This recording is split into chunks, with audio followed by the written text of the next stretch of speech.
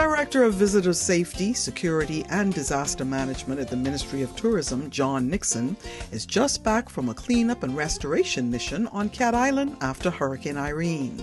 He says slowly but surely that island is being returned to some degree of normalcy.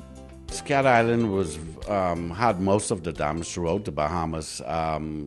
Most of the homes were damaged at Cat Island, at least about 90%. Water, electricity, BTC and BEC and the guys out of Jamaica did a tremendous job.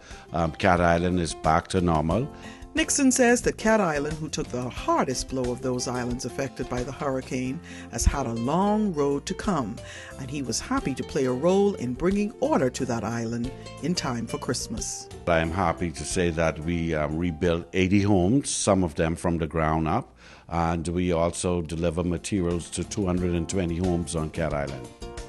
For the Tourism Today Network, I'm Gina Seeley.